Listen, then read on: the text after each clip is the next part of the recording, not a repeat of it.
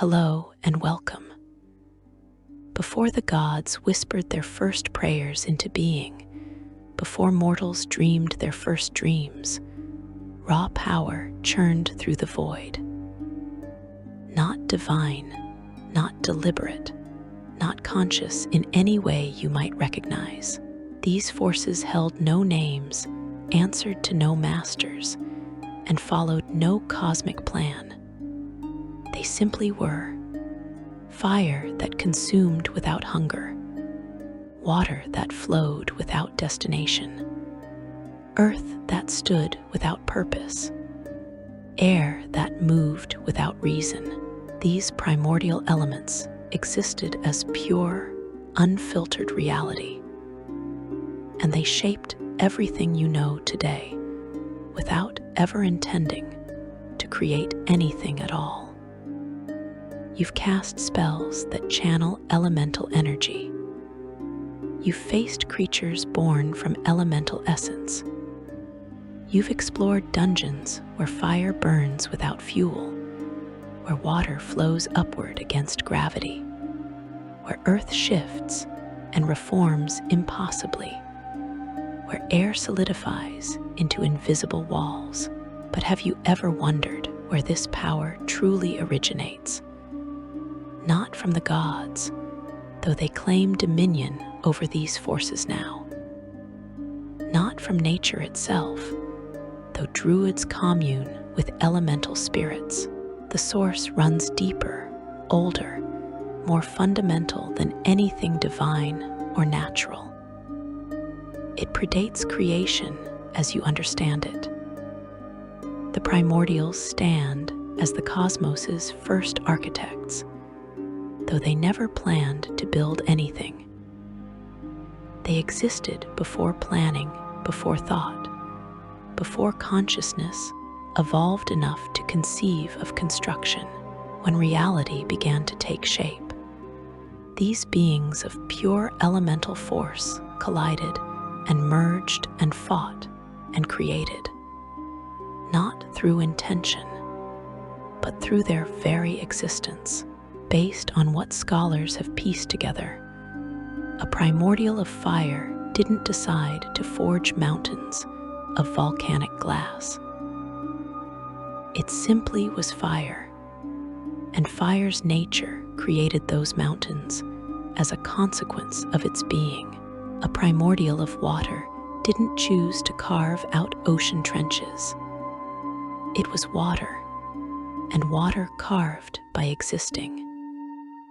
This distinction matters more than you might initially realize.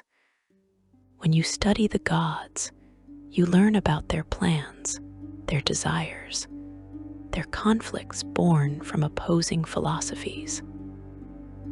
Lathander seeks renewal and opposes undeath. Selune protects travelers and fights against darkness. These divine beings think, feel, choose their actions based on complex motivations. But the primordials existed before choice itself emerged as a concept in the multiverse. They embodied natural law at its most fundamental level, and their conflicts arose not from disagreement, but from the simple fact that fire and water cannot occupy the same space without violent reaction. The planes you know today, the orderly cosmology mapped by scholars and planeswalkers, did not always exist in such organized form. Before the gods imposed structure, the elemental forces churned together in what sages call the elemental chaos. Imagine, if you can, a realm where fire and water mixed impossibly, where earth floated through air without gravity's pull, where all four elements existed simultaneously in the same location, without any of the natural barriers that separate them in your world. This wasn't chaos in the sense of randomness. It was chaos in the sense of unbounded potential, of reality not yet constrained by physical law. The primordials emerged from this chaos as concentrations of elemental force, not created by any higher power, not born from parents. They simply coalesced, the way storms gather from atmospheric pressure or crystals form from supersaturated solutions. The strongest primordials, the most coherent manifestations of elemental power, began to develop something resembling consciousness. Not thought as you experience it, not self-awareness in any mortal sense, but a kind of proto-awareness, an ability to recognize and respond to their environment beyond mere physical reaction. These ancient beings existed for eons before the gods appeared, shaping raw reality through their conflicts and interactions. When a primordial of fire encountered a primordial of earth, mountains of obsidian arose from their meeting. When water primordials crashed against air primordials, storms of unimaginable scale tore through the forming plains. These weren't battles in any military sense. They were natural reactions, like chemical compounds mixing. But on a cosmic scale, the primordials didn't hate each other. They simply could not coexist peacefully because their natures were fundamentally incompatible. You need to understand this primordial nature to grasp what came later. The gods who eventually arose did so in a universe already shaped by elemental force. They found a cosmos where fire burned, water flowed, earth stood firm, and air moved freely. Not because anyone decreed these laws, but because the primordials had already established them through their existence. The divine beings recognized power when they encountered it, and they understood that the primordials represented a threat to any ordered creation the gods might envision.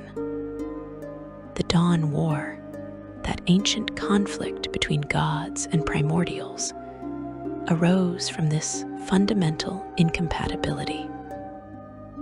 The gods wanted to create worlds that followed rules, where mortals could live and die according to divine plans.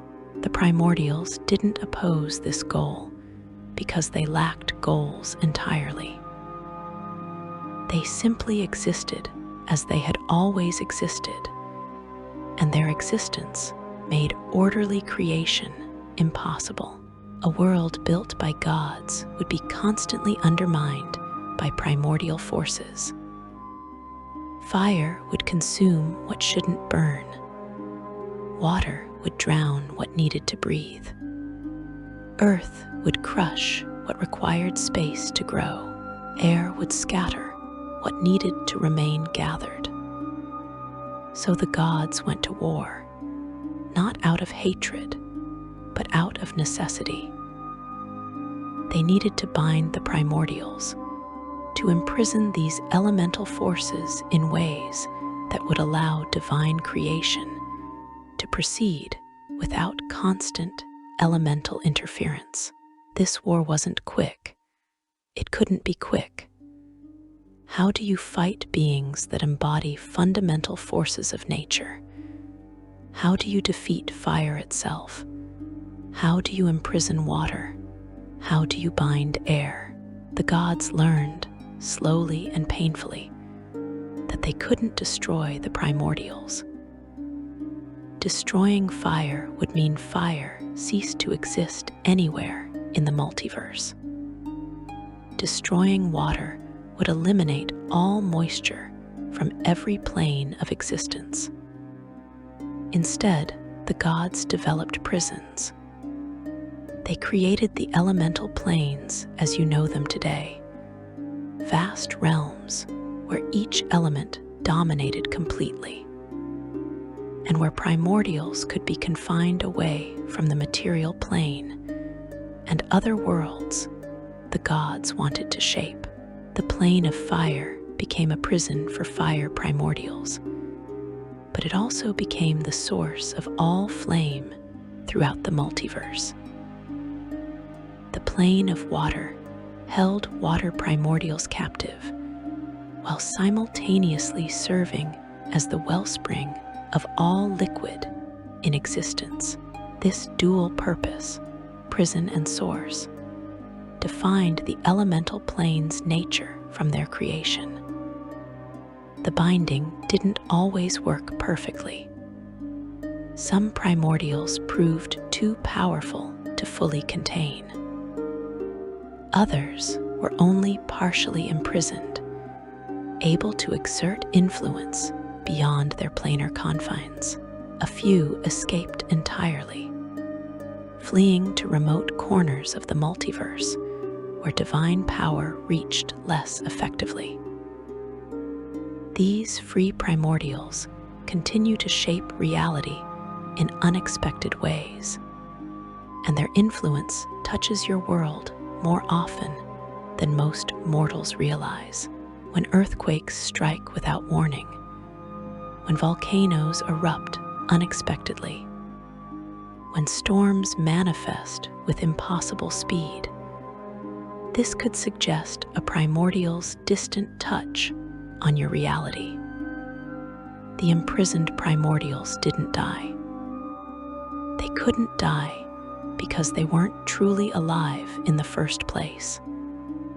They existed as fundamental forces, and forces cannot be killed, only redirected or contained. So they remain in their elemental prisons, churning with raw power, occasionally breaking free or finding ways to extend their influence beyond their confinement. The plane of fire roils with primordial rage. The plane of water churns with ancient currents that follow patterns older than the gods themselves. The plane of earth groans under the weight of bound primordials trying to break free. The plane of air howls with tempests that remember when they ruled an unbounded cosmos. You channel this power every time you cast an elemental spell. When you summon fire, you draw on energy that originated with the fire primordials, filtered through the plane of fire, but still carrying echoes of that ancient force. When you call forth water, earth, or air, you're tapping into wellsprings of power that predate divine magic by incomprehensible spans of time.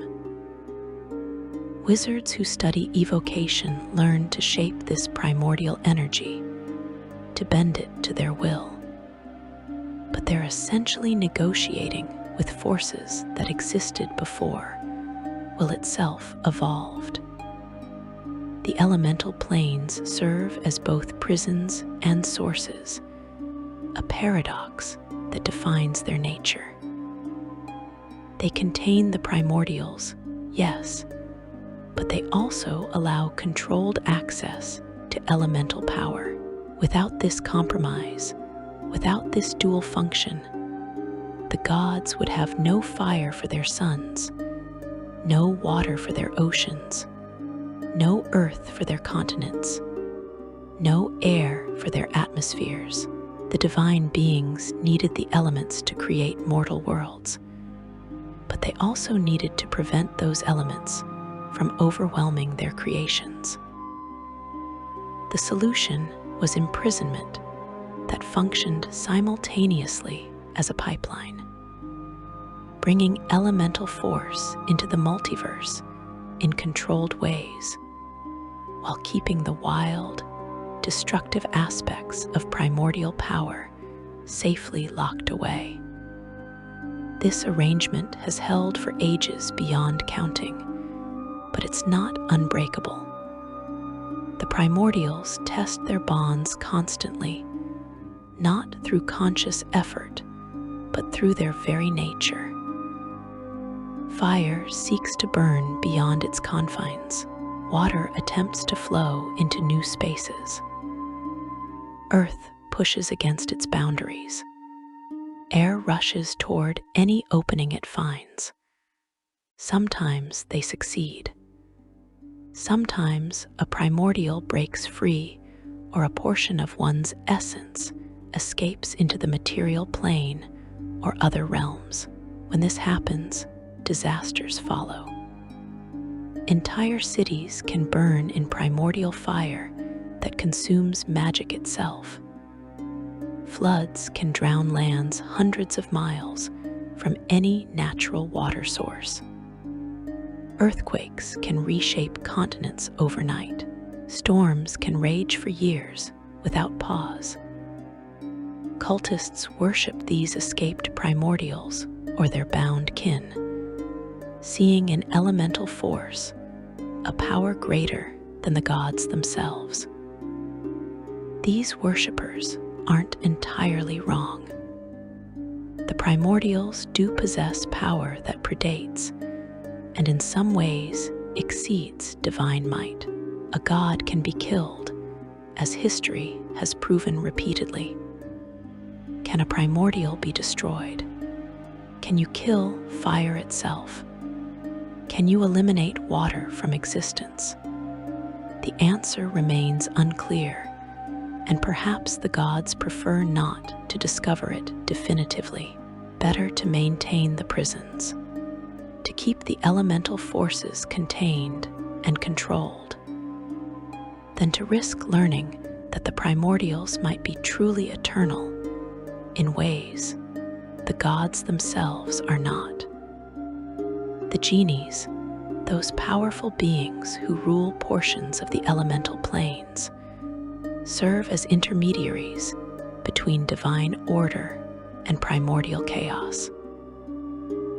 They're not primordials themselves, but beings born from elemental essence, shaped by the plane's nature into forms that can think and plan and rule.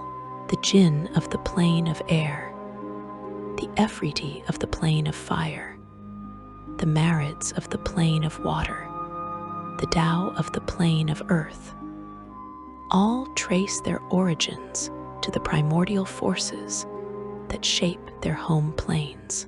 They wield elemental power with skill the gods respect and fear in equal measure. And their kingdoms span regions of the elemental planes where even divine influence reaches tentatively. You've likely encountered elemental creatures in your travels. Fire elementals that burn with heat beyond natural flame. Water elementals that flow with currents no mortal ocean produces. Earth elementals that reshape stone with touches that bypass natural hardness. Air elementals that move with winds carrying velocities no storm achieves. These beings aren't true primordials, but they're fragments of primordial essence, small pieces of that ancient power, given temporary form and limited awareness. When you defeat an elemental, you don't kill it. You simply disrupt the temporary coherence that allowed it to manifest. The elemental essence returns to its plane of origin, ready to coalesce again into new forms when conditions permit. The para-elemental planes, those strange regions where two elements meet and mix, arise from the interaction between neighboring elemental planes. Where fire and air meet, you find smoke and lightning. Where fire and earth merge, you discover magma and volcanic power. Where water and earth combine, you encounter mud and ooze. Where water and air mix, you find ice and mist. These transitional realms hold their own primordial forces, beings that embody combinations of elemental power rather than pure expressions of a single element. Based on what planar scholars observe, the para-elemental primordials possess unique characteristics that make them both more and less dangerous than their pure elemental cousins. Magic users who specialize in elemental spellcraft often don't realize their channeling power that could destroy them if they lost control for even a moment. The disciplines of spellcasting, the careful words and gestures and material components, serve as safety measures, preventing raw primordial force from flowing uncontrolled through a mortal vessel. When a wizard miscasts a fire spell, when a sorcerer loses focus while channeling lightning, when a warlock's patron withdraws protection during elemental summoning, the results demonstrate what primordial power does to unprepared vessels. Flesh burns to ash in instants. Bodies dissolve in unnatural water. Lungs fill with earth. Air pressure crushes internal organs. These aren't dramatic exaggerations meant to frighten apprentices. They're documented consequences of primordial force touching mortals without proper safeguards.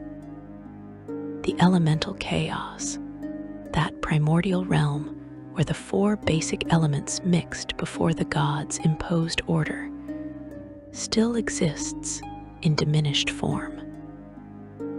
Scholars call it by different names in different campaign settings. In some cosmologies, it forms the foundation of chaotic planes. In others, it's the plane of limbo where chaos reigns supreme. Whatever name it bears, this realm represents what the entire multiverse resembled before divine intervention. Githzerai monks who train in limbo learn to impose order on chaos through sheer mental discipline, essentially performing on a tiny scale what the gods accomplished on a cosmic level when they bound the primordials and separated the elements into distinct planes. You can visit these elemental planes if you possess sufficient magical power or find the right portals. Many adventurers have made such journeys, seeking knowledge, power, or simply satisfying curiosity about the cosmos's structure.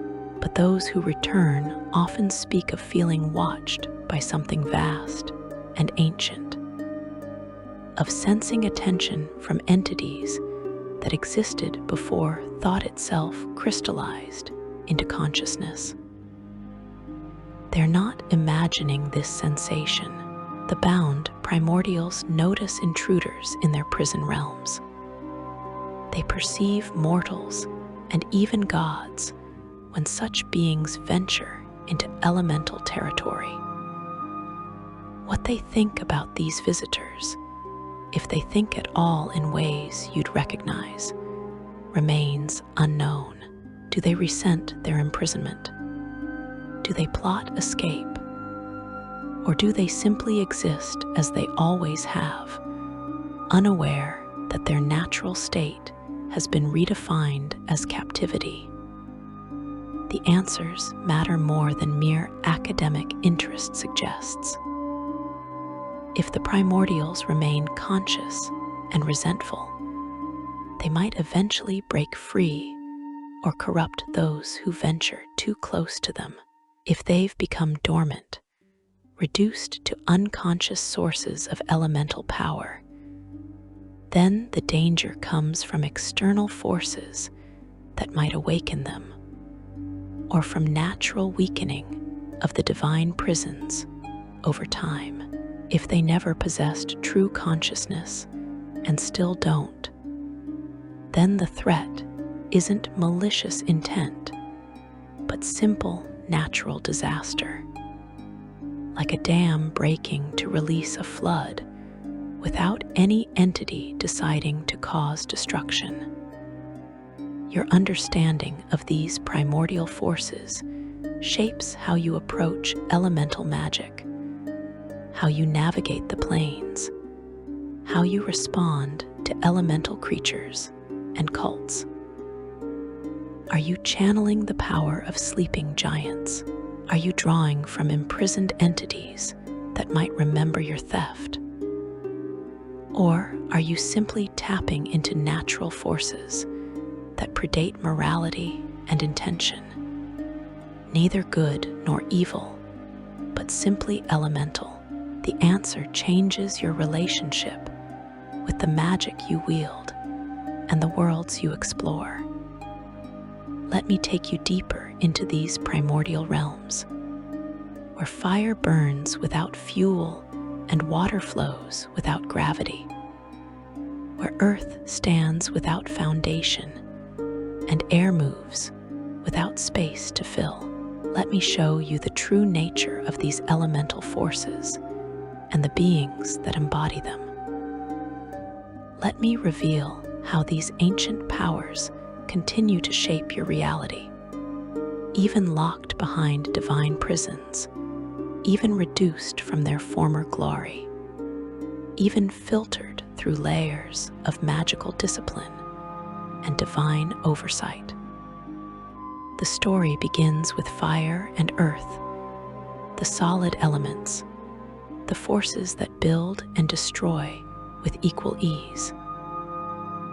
These were the first elements the gods bound, the most obviously dangerous to mortal creation, and their imprisonment set the pattern for all elemental containment that followed. Section 2: Fire and Earth, the solid foundations.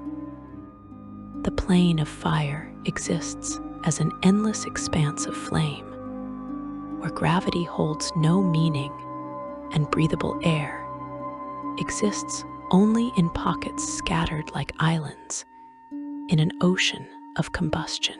You enter this realm through portals that sear your flesh even before you cross the threshold. And what greets you beyond defies every natural law you've learned in the material plane. Fire here doesn't consume fuel because it is fuel, essence, and flame all at once. It doesn't spread because there's nowhere left to spread to. Everything already burns. The landscape shifts constantly, not through erosion or weathering, but through the nature of flame itself. Mountains of solidified fire rise and collapse in cycles measured by heartbeats rather than ages. Rivers of pure thermal energy flow upward as easily as downward, following currents of heat differential rather than gravitational pull. The sky, if you can call it that, roils with flames in every color you can imagine, and several you cannot perceive without magical enhancement. Orange and red dominate, yes, but blue flames that burn cold instead of hot writhe through the crimson. White flames that consume magic itself rather than matter flare in patches. Black flames that produce light through inverse combustion create shadows that glow brighter than their surroundings. The city of brass stands as the plane's most famous landmark, a metropolis forged from materials that would melt instantly in your world, but remain solid here through the Efreeti's mastery of elemental force. These genies, the nobility and rulers of the plane of fire, built their civilization on the backs of enslaved creatures and mastery of flame that approaches primordial levels. Their city sprawls across a region where fire burns stable enough to support permanent structures, relatively speaking. Buildings still shift and flow, but slowly, predictably, in ways that allow for architecture and urban planning. The brass used in construction comes from mines in the plane of earth, transported through planar gates, and then treated with fire magic until it achieves properties no mundane metal could possess. The Efreeti themselves trace their origins to the fire primordials, though they'll rarely admit this connection.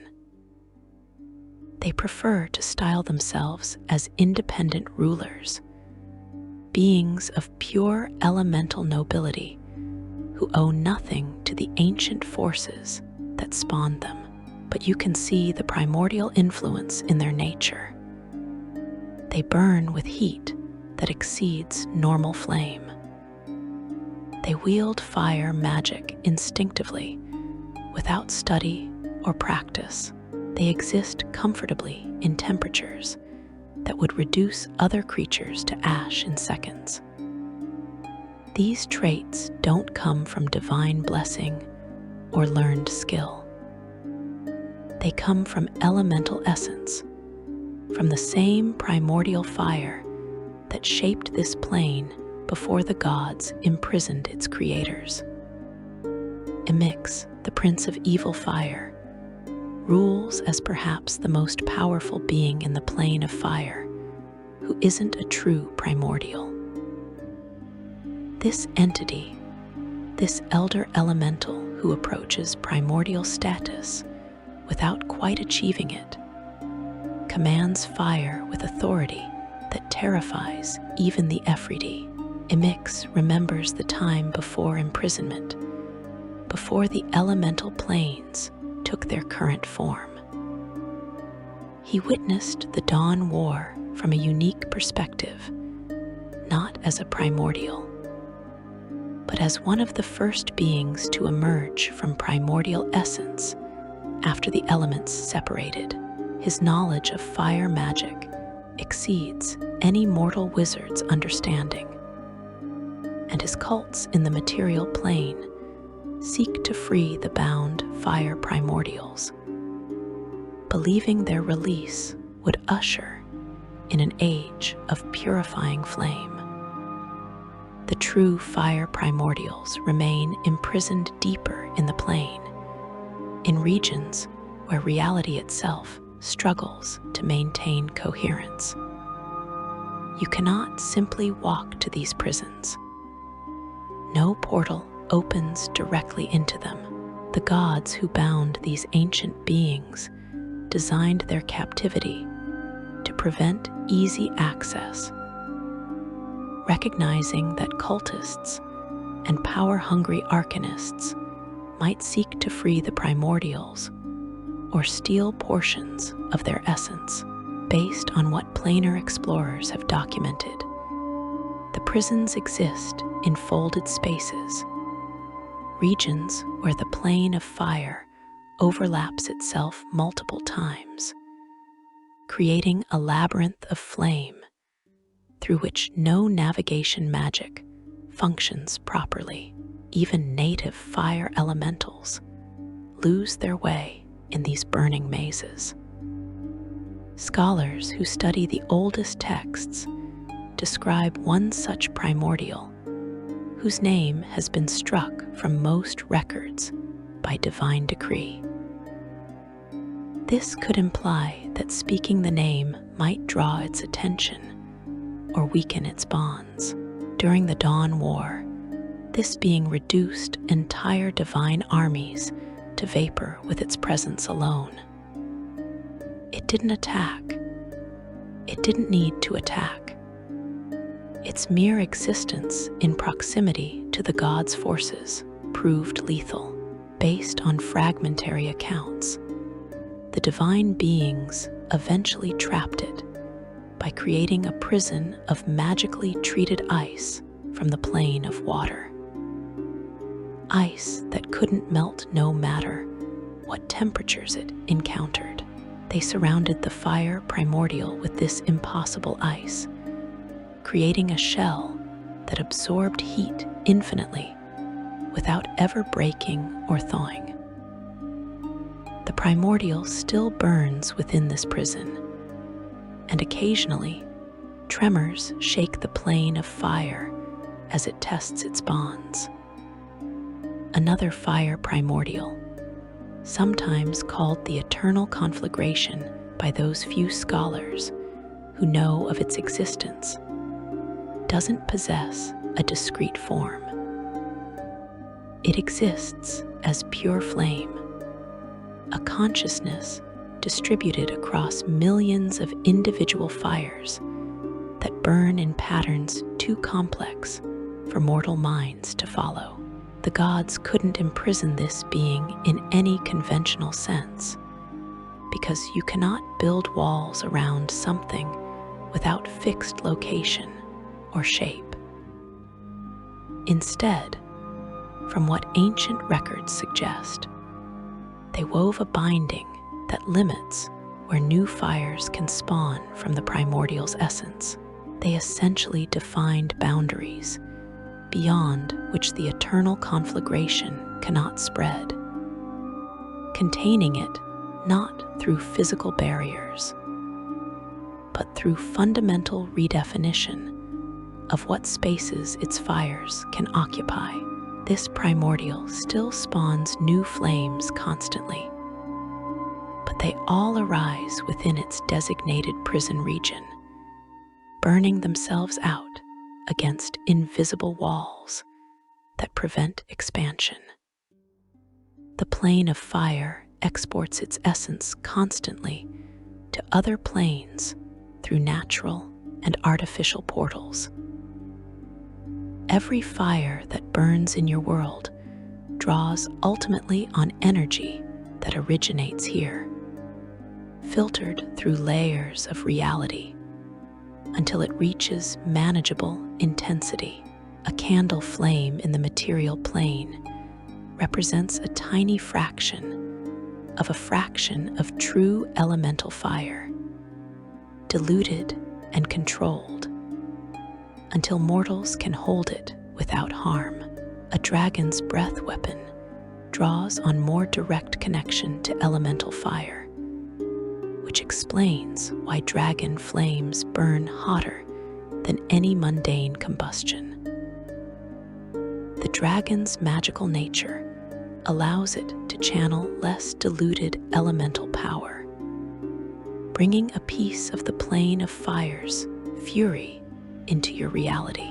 Volcanoes represent one of the clearest connections between the material plane and the plane of fire, where tectonic forces create cracks in reality. Elemental fire seeps through, mixing with mundane lava to create conflagrations that combine physical and elemental properties. The most dangerous volcanoes possess permanent connections to the plane of fire, thin portals that leak elemental essence continuously. These locations attract fire elemental creatures, salamanders, and Ephridi, who establish outposts near the portals. They also attract cultists who worship the fire primordials, seeking to widen these natural connections in hopes of destabilizing the cosmic order enough to free their imprisoned masters. The magma archons, beings born from the mixing of fire and earth at the boundaries between planes, serve as living proof that elemental forces continue to interact despite their separation. These creatures possess dual nature, simultaneously embodying solid earth and flowing fire. They tunnel through both planes with equal ease, existing partially in each and fully in neither. Some sages theorize that the magma archons represent what primordials might have become if the gods hadn't forced elemental separation. They point to these beings' greater stability compared to pure elementals, their ability to think and plan rather than simply react to stimuli, as evidence that the primordial forces would have naturally evolved toward complexity and consciousness if given time. The plane of Earth contrasts sharply with its fiery neighbor while sharing certain fundamental characteristics. Where fire moves constantly, Earth remains still. Where flame consumes, stone endures. Where heat radiates in all directions, Earth's weight pulls inward, compressing, consolidating, making solid that which began as scattered particles.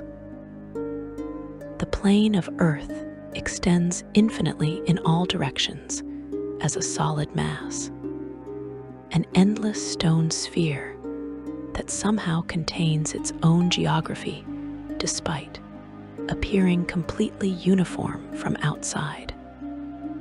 You enter the plane of Earth through tunnels, caves, and passages that riddle this infinite stone like wormholes in an apple the size of a universe.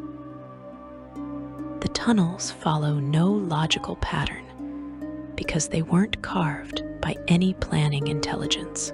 Based on what planar geologists have determined, they formed as side effects of Earth primordials movements during the era before imprisonment. And they've remained mostly unchanged since the gods bound their creators. Some passages stretch straight for hundreds of miles. Others twist and turn so severely that you end up close to your starting point after hours of travel. A few loop impossibly, defying standard geometry by returning to their beginnings without any clear turning point. The Tao, genies of Earth, rule here much as the Ephraite dominate the plane of fire. They've established vast kingdoms in caverns large enough to hold entire cities, spaces hollowed out through magic that bypasses physical excavation. The Tao don't dig.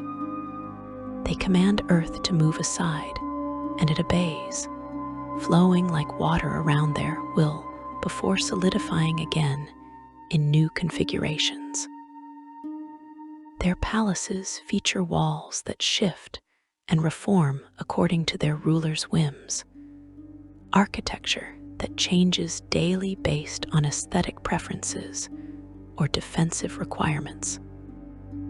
The Tao's slaves, captured from across the plains and forced to work in mines that extract precious stones and metals, tell horror stories about the deepest tunnels.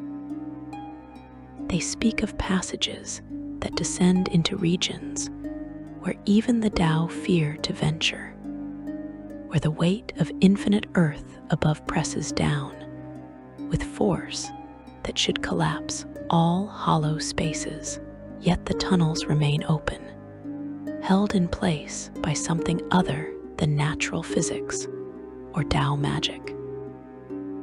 The slaves whisper that the bound Earth primordials maintain these deepest passages, keeping them open either as escape routes or perhaps simply because their imprisoned nature requires them to move Earth continuously, creating tunnels as an unconscious expression of their fundamental being. Agremak, the prince of evil Earth, rules as the plane's most powerful non-primordial being. parallel to a mix in the plane of fire. This massive entity of living stone and crystal commands Earth with such authority that even the Tao acknowledge his supremacy in their private councils. Though they'd never admit this publicly, Agremok remembers the time before separation, before distinct elemental planes, and he dreams of returning to that age. His cults in the material plane work to merge Earth with other elements, believing that recreating the elemental chaos will weaken the gods' prisons and allow the primordials to break free. The true Earth primordials exist in prisons that most planar scholars haven't even identified. Unlike fire primordials, whose imprisonment requires constant containment of their burning nature, Earth primordials were bound by being frozen in place, transformed into portions of the plane itself. This suggests that mountain you just passed in the plane of Earth might be a primordial, locked into mineral form, dreaming stone dreams while serving as mere geography. The Tao know some of these locations and avoid them carefully, recognizing that mining or tunneling too close to a bound primordial risks awakening it, or at least triggering defensive responses that could collapse entire regions. Ancient writings describe one Earth primordial, known in fragmentary texts as the unmoving mountain. This being possessed such immense mass that nothing could move it, and its defense consisted entirely of simply being too heavy to push, too dense to penetrate, too solid to damage. The gods couldn't imprison something that was already more imprisoned by its own nature than any cell they could devise. So instead, from what can be pieced together from divine records, they bound it by making its immobility permanent, transforming the primordial's greatest strength into ultimate weakness. It still exists somewhere in the plane of Earth, a mountain larger than continents in your world, unable to move even the smallest portion of itself, forever locked in the position it occupied when the binding took effect. Another Earth primordial fragmented during its imprisonment, breaking into thousands of smaller pieces rather than accepting containment as a whole. Each fragment became a separate being, smaller than the original, but still vastly powerful. These shards of primordial essence wander the plane of Earth as living boulders, crystal formations that move when observed, pillars of stone that sink through solid rock as easily as you walk through air. The gods considered this fragmentation a failure of containment at first, but they eventually realized it made the primordial less dangerous. Scattered pieces lack the coordination and power of a unified whole, and the fragments spend as much time fighting each other as they do testing their bonds. Earthquakes in the material plane often result from Earth primordials shifting in their sleep or testing their prison's strength. The gods' bindings hold mostly, but they're not perfectly rigid. A primordial can move slightly within its confinement, the way you might shift position while sleeping. This movement translates across planar boundaries, manifesting in your world as seismic activity. The strongest earthquakes the ones that reshape coastlines and topple mountains, occur when a primordial achieves unusual freedom within its bonds, managing to roll over or stretch in ways the prison usually prevents. Mountains with unusual properties, peaks that seem to defy natural formation patterns, might have Earth primordial essence woven into their structure. Miners who dig too deep sometimes break through into pockets where raw elemental earth exists, stone so dense and heavy that it falls upward instead of down, responding to gravitational pull from the plane of Earth rather than the material plane's physics. These accidents kill workers and collapse mines, but they also reveal the truth. The barrier between planes is thinner than most people realize, and elemental essence leaks through constantly in small amounts. The Tao's Great Dismal Delve, a mining operation that spans thousands of miles through the plane of Earth, follows veins of magical minerals that exist nowhere else in the multiverse. These substances form only under the pressure and conditions found in the elemental plane, created through processes that require primordial forces to function. The Tao extract these minerals and trade them across the planes, dealing with devils and demons, with celestials and fiends, with mortal wizards and planar merchants. This trade network represents one of the most significant ongoing connections between the elemental planes and the rest of the multiverse. Zorn, those strange creatures that swim through stone as you walk through air, originated from the plane of Earth and maintain close ties to it, even when they venture into other realms. They perceive Earth differently than you do, seeing not solid matter, but a fluid medium through which they navigate freely. Some Zorn scholars believe their species evolved from lesser Earth primordials, beings that possessed enough elemental essence to achieve consciousness, but not enough power to threaten the gods.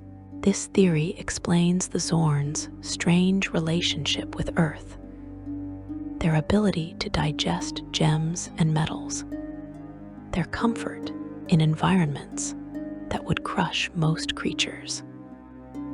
The boundary between the plane of Earth and the plane of fire creates the para-elemental plane of magma, a realm where molten stone flows like water and fire, erupts from every surface. Primordials of magma exist here, beings that embody both elements simultaneously and neither element completely. They possess fire's destructive heat and Earth's patient endurance, making them uniquely dangerous. The gods imprisoned these hybrid primordials separately from their pure elemental cousins, recognizing that beings embodying multiple elements required different containment strategies. The boundary between earth and water produces the para-elemental plane of ooze, a disgusting realm of mud and slime where no solid ground exists and no clean water flows. Ooze primordials churn through this plane, being so fundamentally repulsive that even describing them taxes language's ability to convey their nature.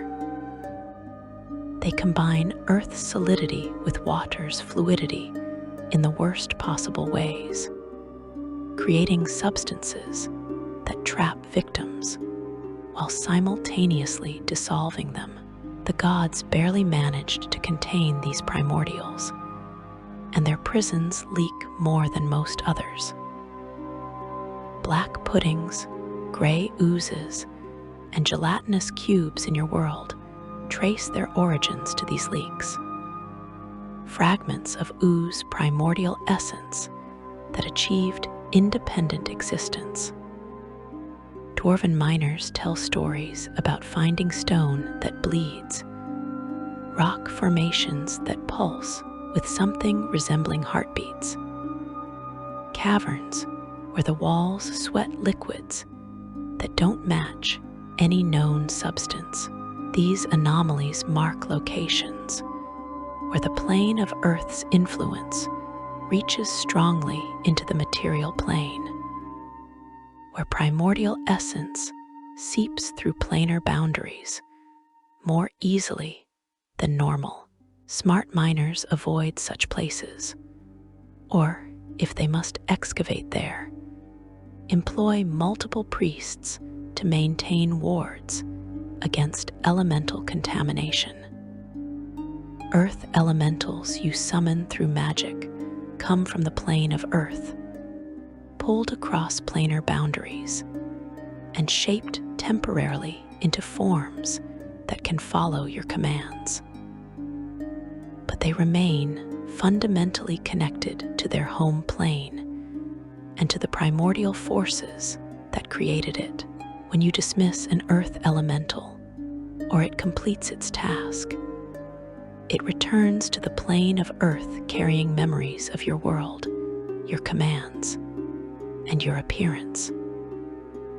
Some sages theorize that Earth primordials slowly become aware of the material plane through these fragmented reports from dismissed elementals, building a picture of the reality beyond their prisons, one summoning at a time.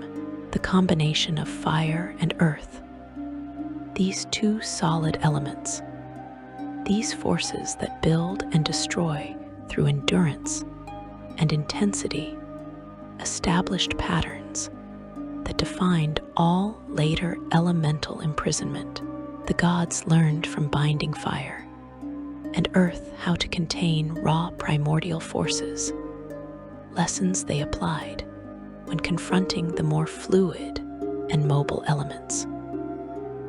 Water and air would prove even more challenging to imprison, requiring refinements to divine binding magic that pushed the gods' capabilities to their absolute limits. Section 3. Water and air, the flowing powers. The plane of water surrounds you completely the moment you cross its threshold, an infinite ocean stretching in every direction, including up and down. No surface breaks this endless expanse. No seafloor provides foundation. No sky offers escape. Water extends forever, and you float suspended in it, breathing through magic, because natural lungs would fill and drown within seconds. The pressure here doesn't crush you as it would in your world's deepest trenches. This water exists beyond such physical constraints, supporting life and movement through its essential nature, rather than following predictable physics. Currents flow through this aquatic infinity in patterns that make no sense by material plane standards. Water rushes upward as forcefully as it descends, moving horizontally with velocity that nothing propels. These currents follow routes established by water primordials in the ages before imprisonment, and they've maintained their paths ever since, despite lacking any obvious reason to continue flowing. You can ride these currents across vast distances, traveling thousands of miles in hours if you find the right stream and possess magic to survive the journey's intensity. The plane of water hosts life in abundance, more diverse than any ocean in your world. Creatures adapted to eternal aquatic existence swim through its depths, hunting and breeding, and dying in cycles that have repeated since creation itself. Cities rise from the water's uniformity. Structures built by marids and other intelligent species who have learned to work coral, stone, and magical materials into architecture that endures despite lacking any foundation to rest upon. These cities float in the currents or anchor themselves to nothing, held in place through magic that binds them to specific locations within the plane's featureless expanse. The marids, those genies of water who rule as nobility here, possess power over their element that approaches primordial levels without quite achieving it. They command water with gestures, shaping currents and creating whirlpools that could swallow continents. They freeze and boil water at will, transforming it between states without applying heat or cold in any conventional sense. Their palaces feature walls of living water that flow continuously while maintaining solid form. Rooms where gravity shifts depending on the Marid Lord's whim. Treasuries protected by pressures that would crush diamonds into powder. Alhydra, the princess of evil water, commands respect and fear from even the mightiest marids. This being of pure elemental water remembers the time before separation, before the gods forced water into its own distinct plane. She witnessed the imprisonment of the true water primordials, and she plots constantly to free them, or at least weaken their bonds enough to restore some measure of the power water once wielded across all reality. Her cults in the material plane worship water as the fundamental force of change, believing that the primordial's release would flood existence itself and wash away the gods' carefully constructed order. The true water primordials remain imprisoned in depths that no Marid vessel can reach, in pressures that would annihilate even beings made entirely of water. The gods designed these prisons to exploit water's fundamental nature, creating voids within the infinite ocean where water cannot exist. This sounds impossible because it is impossible by any natural standard. But divine power operates beyond natural law. These bubbles of absolute dryness within endless water serve as perfect prisons for beings made entirely of liquid. A water primordial trapped in such a void cannot escape, because escaping requires crossing a boundary where water transforms instantly to nothing. And a being made of water cannot survive that transformation, even momentarily. Ancient maritime legends speak of one such primordial, sometimes called the drowning storm in texts that predate most recorded history. During the Dawn War, this being manifested as a tsunami larger than mountain ranges, crashing through divine armies and dissolving everything it touched into component molecules. The gods couldn't fight it directly because weapons passed through water, without effect, and spells that targeted solid matter found nothing to grip. based on what fragmentary divine records suggest.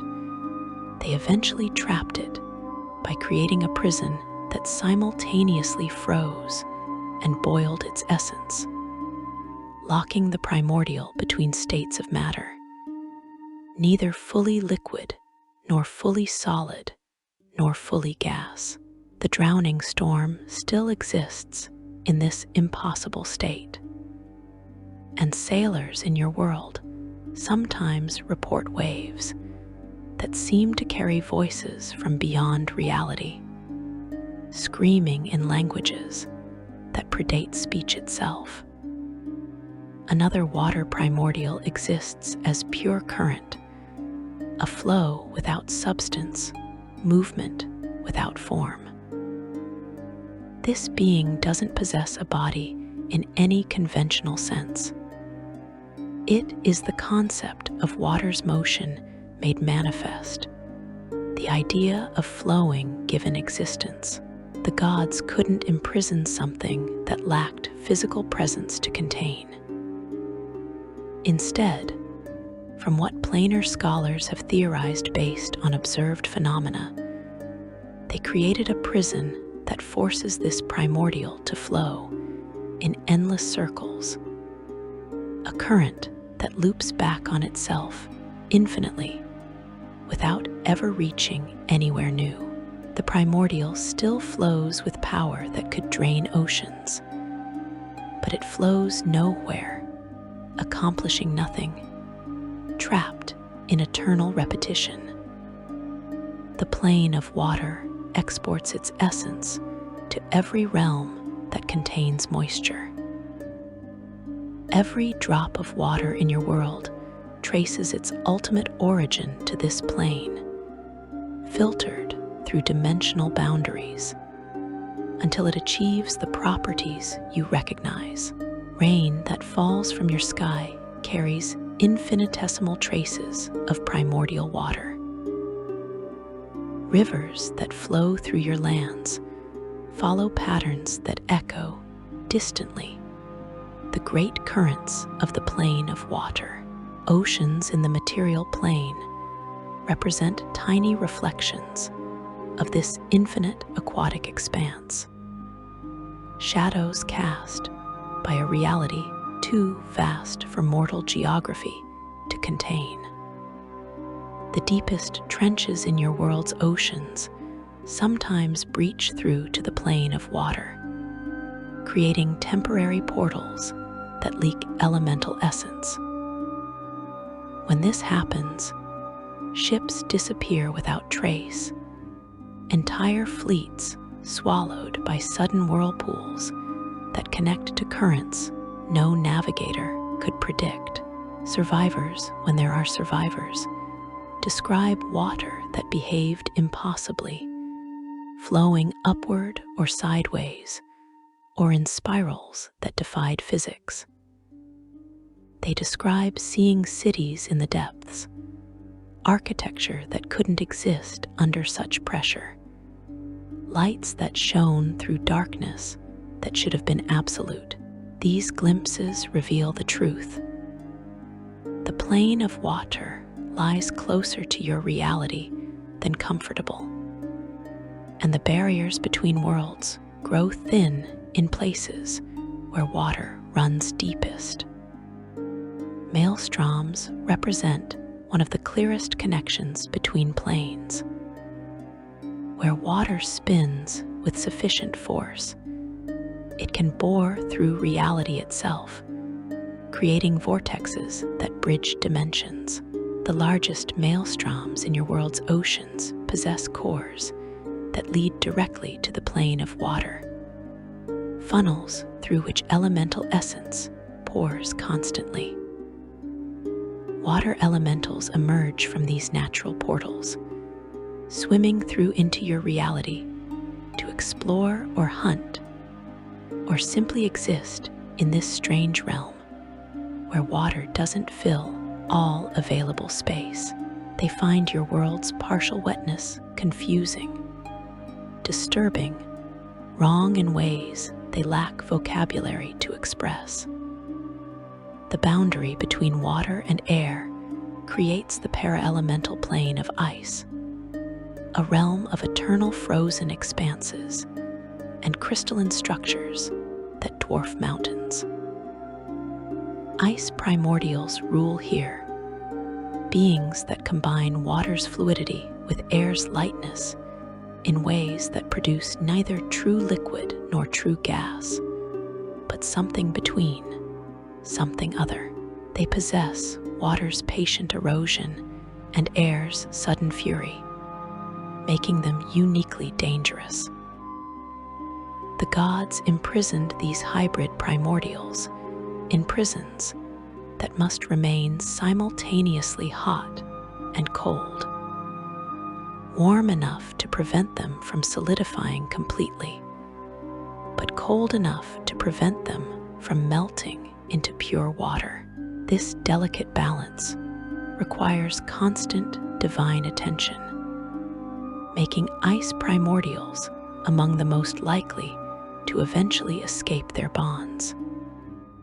The boundary between water and earth produces the para-elemental plane of ooze, that disgusting realm already discussed, where neither element achieves purity, and both combine to create substances that revolt the senses.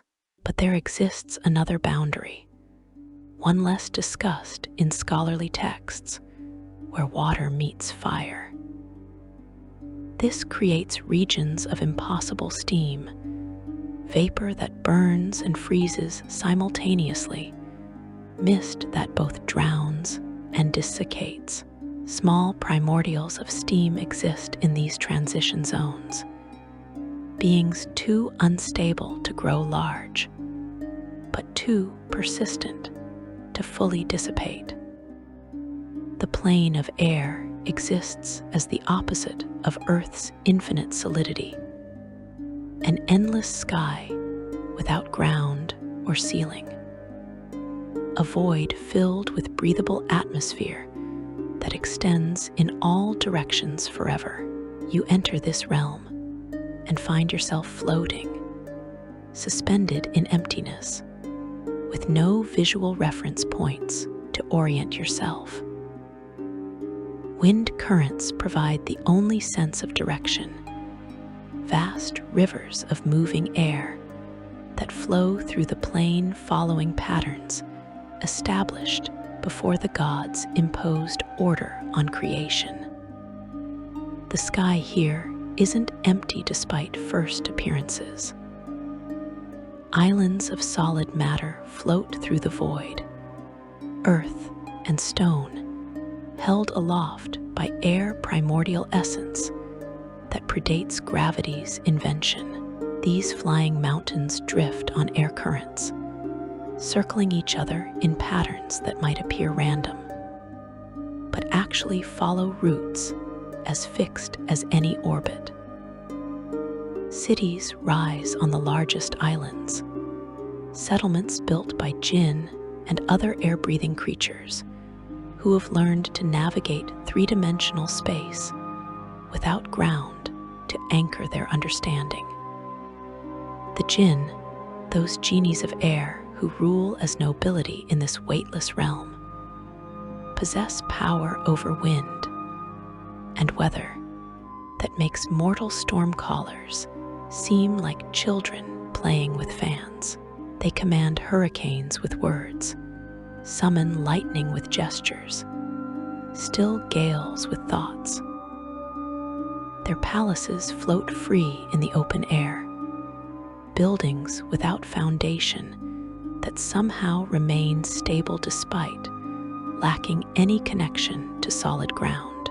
Architecture here defies conventional understanding, with rooms that exist in multiple locations simultaneously, doors that open to destinations thousands of miles away, walls that shift based on wind direction.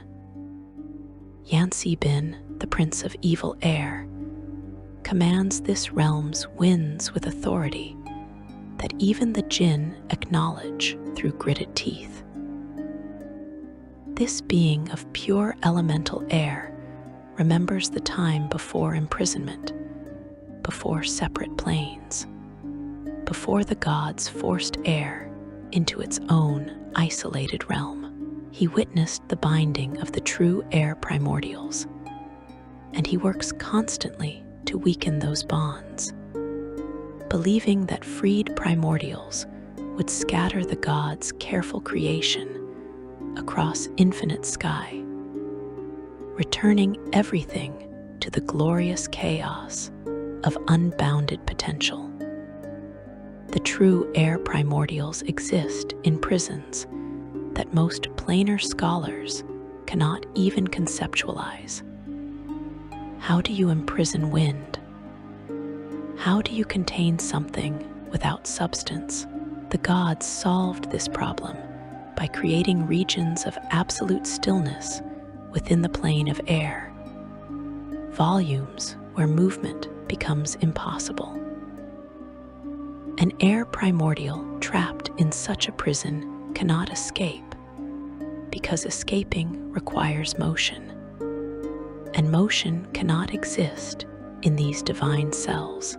The primordials remain frozen not in ice, but in stillness, aware but unable to act, conscious but unable to move even the smallest portion of their essence. Planar explorers speak in hushed tones of one such primordial, referred to in fragmentary texts as the Screaming Gale. During the Dawn War, this being manifested as a storm that spanned entire worlds, winds that tore apart matter at the molecular level, air pressure differentials that crushed mountains into dust. The gods couldn't approach it because the winds stripped flesh from bone before they could get close enough to fight. Based on what divine histories suggest, they eventually imprisoned it by collapsing it into a single point, compressing infinite wind into zero volume. The Screaming Gale still exists in this state, and sometimes, when storms arise in your world with inexplicable fury, this could imply that the primordial has managed to extend a tendril of its essence beyond its prison, releasing a fraction of its power into your reality. Another air primordial exists as pure breath, the concept of respiration given form, inhalation, and exhalation made eternal. This being doesn't possess body or shape. It is the act of breathing divorced from any creature that breathes. The gods imprisoned it by creating a prison with no air to breathe, a void within the plane of air where atmosphere cannot exist. The primordial still breathes, inhaling and exhaling with power that could drain atmospheres from entire worlds. But it breathes nothing, moving emptiness in eternal cycles that accomplish nothing. The plane of air exports its essence to every world with atmosphere. Every breath you take draws ultimately on air that originated here, filtered through dimensional barriers, until it achieves the composition your lungs require. Wind that blows across your lands follows patterns that echo distantly, the great currents of the plane of air. Storms that rage in your skies represent tiny reflections of this realm's endless tempests, shadows of a fury too vast for mortal weather to contain. Tornadoes and hurricanes sometimes breach through to the plane of air, creating temporary portals that leak elemental essence.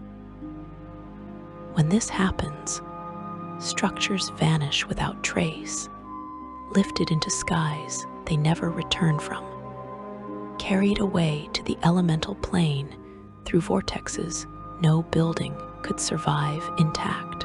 Survivors describe wind that seemed alive, that grabbed and pulled with intention rather than random force. They describe glimpsing cities in the clouds, floating architecture that shouldn't exist, lights that shone through storm darkness. These reports reveal uncomfortable truth.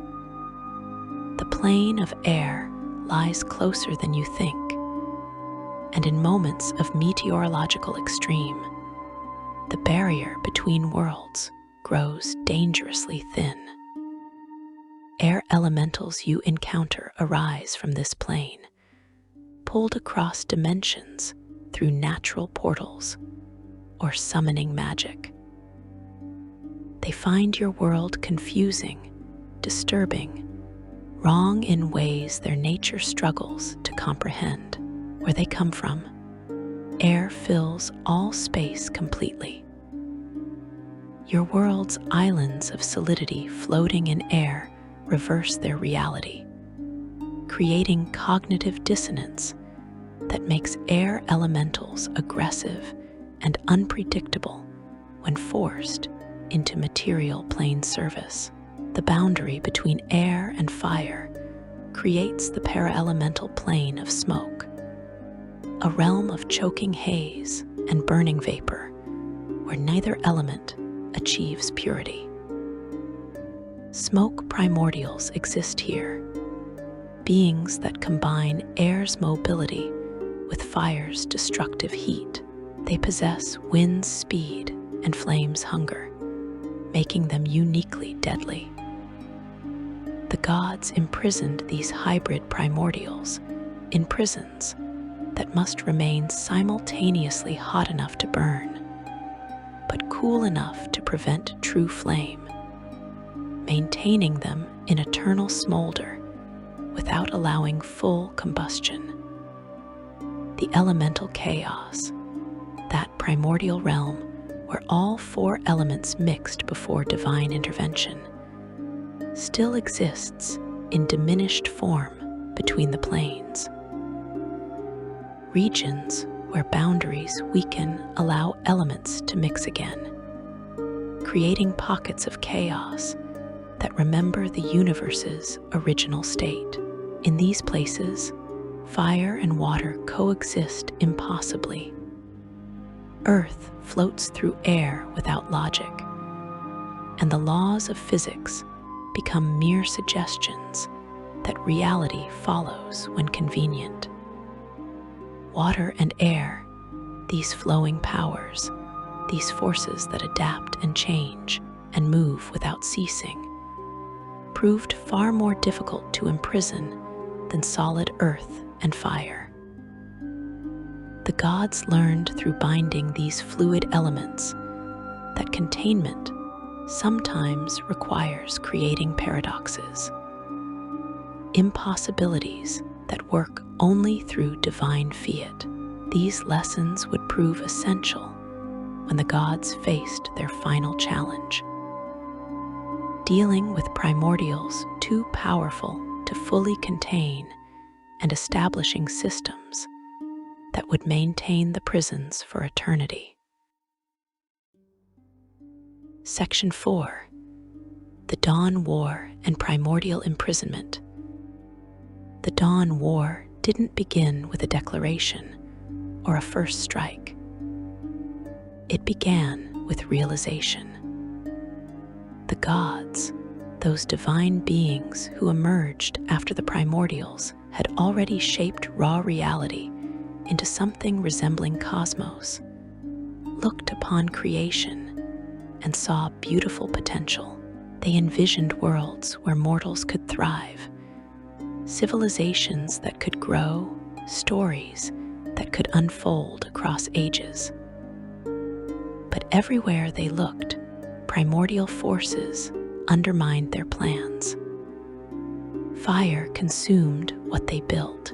Water eroded what they established. Earth crushed what they planted. Air scattered what they gathered. The Primordials didn't oppose the gods' vision out of malice or disagreement. They simply existed as they had always existed, embodying fundamental forces that preceded intention itself. You cannot negotiate with fire about burning less intensely. You cannot convince water to flow more predictably. You cannot bargain with earth to crush more gently. You cannot reason with air to blow more calmly. The Primordials were these forces, and asking them to change their nature was asking them to cease existing. So the gods faced an impossible choice. They could abandon their dreams of ordered creation, accepting that reality would remain forever chaotic, forever subject to primordial whims that weren't even whims, but simply natural consequences of elemental existence. Or they could fight. They could attempt to bind forces that had shaped the multiverse before consciousness itself evolved. They could try to imprison beings that embodied the fundamental building blocks of reality. They chose war. The conflict began small, if such a word applies to battles between cosmic powers. Individual gods confronted individual primordials in isolated regions of the forming planes. These early engagements taught the divine beings harsh lessons about the nature of their enemies. When a god of war attacked a fire primordial with divine weapons, the flames simply absorbed the weapons and burned hotter. When a goddess of wisdom tried to outsmart an earth primordial, she discovered that beings without consciousness cannot be deceived or confused. When a god of the sea attempted to control a water primordial, he found himself drowning in forces that predated his own mastery of aquatic realms. The gods learned that conventional combat wouldn't work. You cannot kill something that was never alive. You cannot wound something that lacks discrete form. You cannot defeat something that simply is. But the gods also learned that primordials, despite their vast power, possessed limitations. They couldn't adapt. They couldn't learn. They couldn't change their fundamental nature, no matter what circumstances demanded. A fire primordial would always try to burn everything it encountered. A water primordial would always try to flow into every space it found. This predictability, this absolute consistency, represented a weakness the gods could exploit. The divine beings began developing binding magic, spells, and rituals that didn't try to destroy primordials, but instead contained them, redirected them, imprisoned them in ways that allowed their elemental essence to continue existing, while preventing them from interfering with divine creation. This required understanding primordial nature at the deepest level, comprehending not just what primordials did, but what they fundamentally were. Gods who had never studied magic before became the multiverse's first arcane researchers. Deities who had focused on martial prowess learned to weave spells of binding and containment. The war escalated as more gods joined the conflict, and more primordials became aware of the divine threat. What began as isolated skirmishes expanded into battles that raged across entire forming plains. Reality itself became the battleground, with gods and primordials reshaping existence as they fought. Mountains rose and fell in moments. Oceans boiled away to nothing, then reformed from vapor in hours. Continents shattered and reassembled in new configurations. The sky burned, then froze, then burned again. Mortal races didn't exist yet to witness these battles, but the scars remain visible in your world today. Mountain ranges that follow no logical geological pattern formed during dawn war conflicts. Deserts that shouldn't exist based on climate patterns mark locations where fire primordials unleashed their full fury. Oceans with impossible depths reveal where water primordials tore through reality's fabric. Regions where wind never stops blowing remember air primordials' death throes or imprisonment struggles. The greatest primordials proved nearly impossible to bind, even after the gods perfected their containment magic. Based on what fragmentary divine records preserve, one fire primordial burned so intensely that gods couldn't approach within 1,000 miles without their divine essence beginning to combust. This being didn't fight the gods. It didn't need to fight.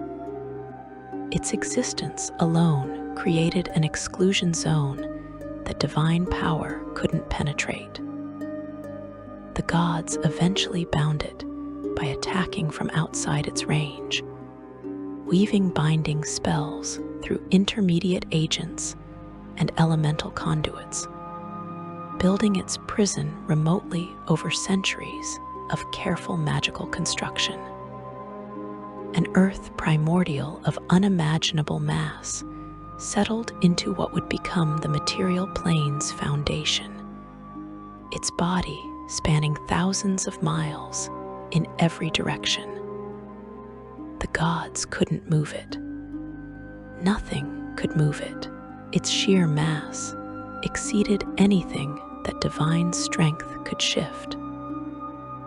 Based on what planar geologists have theorized, the gods solved this problem by building the material plane around it, incorporating the primordial's body into the world's deep structure. That primordial still exists beneath your feet, miles below the deepest mines, its stone flesh forming the bedrock upon which continents rest. Sometimes it shifts slightly in its eternal sleep, and when it does, earthquakes reshape entire regions. A water primordial manifested as an ocean that had no surface and no floor. Water that extended infinitely in all directions and all dimensions simultaneously. You couldn't locate this primordial because it existed everywhere water existed across all planes at once. The gods couldn't imprison something without specific location, so they created the plane of water as you know it today, establishing boundaries that forced this infinite ocean into finite form. The primordial still exists as that plane, simultaneously prisoner and prison, contained by being transformed into the very structure of its confinement. An air primordial existed as the space between spaces, the emptiness that allows movement, the void that permits existence.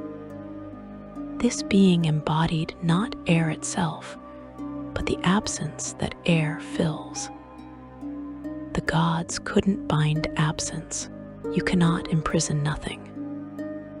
From what ancient texts suggest, they solved this impossible problem by filling the primordial with air, forcing substance into void, until the being became sufficiently material to contain. This reversed the primordial's fundamental nature, transforming it from absence into presence. And the shock of this inversion rendered it dormant enough to imprison properly. The war claimed casualties on both sides. Gods died during the Dawn War, their essences scattered across planes or absorbed by victorious primordials. These fallen deities' names have been mostly forgotten, stricken from divine records either through shame or through magical erasure to prevent resurrection. But their deaths taught surviving gods that primordials could kill divinity itself, that the cosmic order the gods fought to establish might cost them everything. Primordials also fell, though what death means for such beings remains unclear. Can you kill fire itself? Can you destroy the concept of water?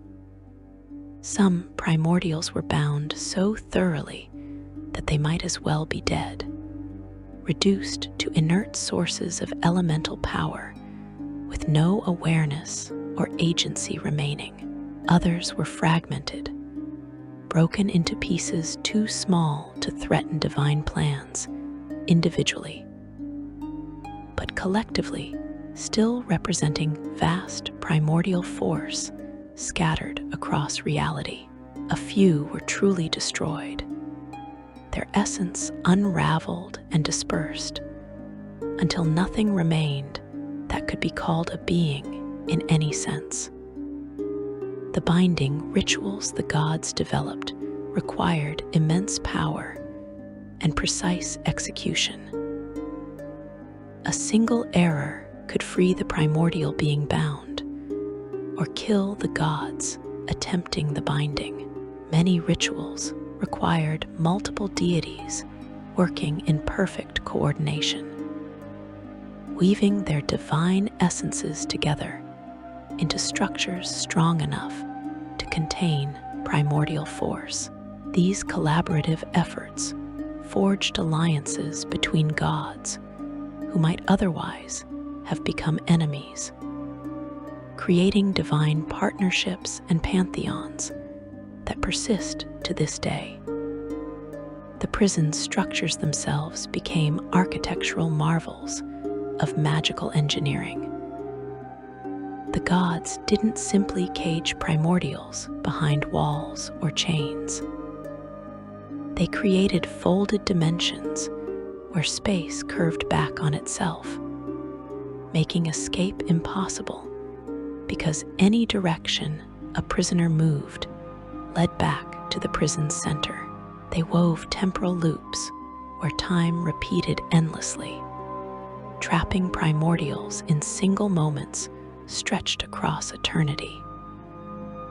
They built prisons from paradoxes, contradictions made manifest, impossibilities that existed only through divine, while maintaining them against reality's protests.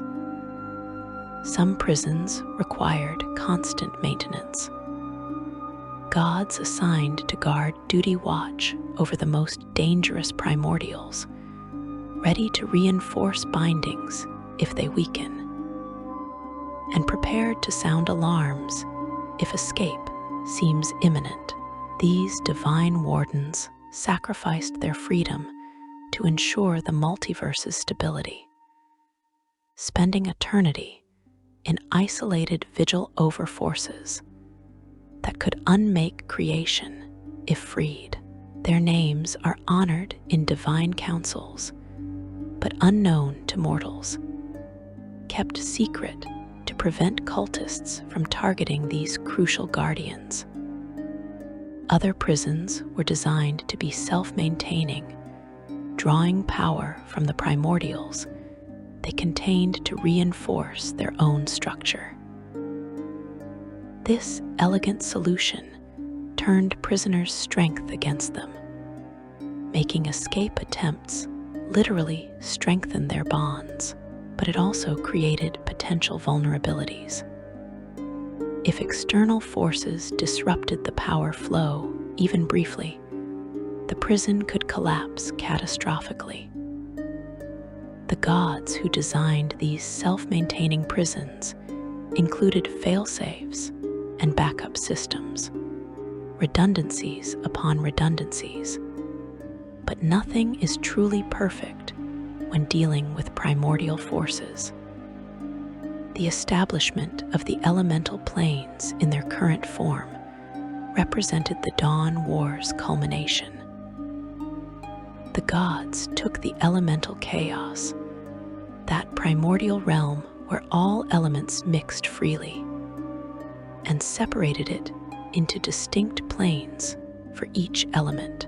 Fire went to the plane of fire, water to the plane of water, earth to the plane of earth, air to the plane of air. This separation didn't just organize elements geographically, it imposed fundamental laws on them, rules they hadn't followed before because rules hadn't existed. Fire in the plane of fire must behave as fire. It cannot become water or earth or air, though before the separation, elemental transformations occurred freely. Water in the plane of water must flow as water flows. It cannot solidify into permanent earth or evaporate into pure air without magic forcing the transformation. This seems natural to you because you've never known reality any other way. But from the primordial's perspective, this represents imprisonment of the most profound kind.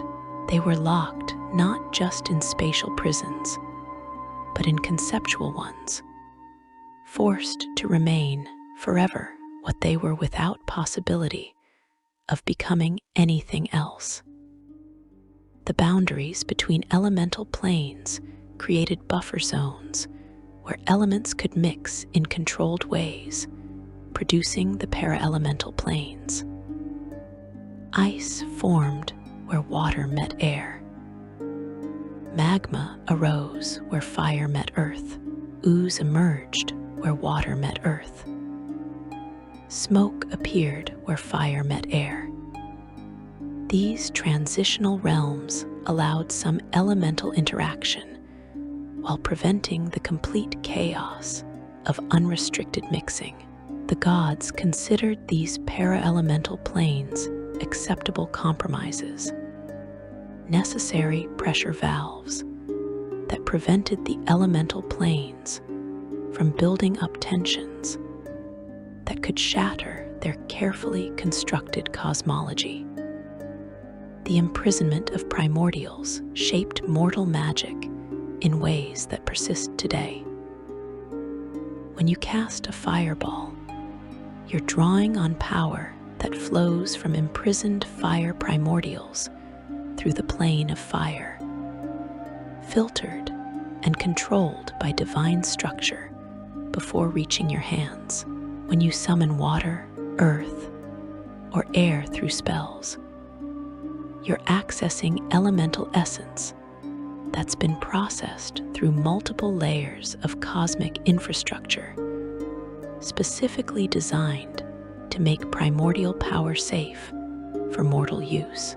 Without the Dawn War's outcome, without the prisons and planes the gods established, elemental magic, as you know it, couldn't exist.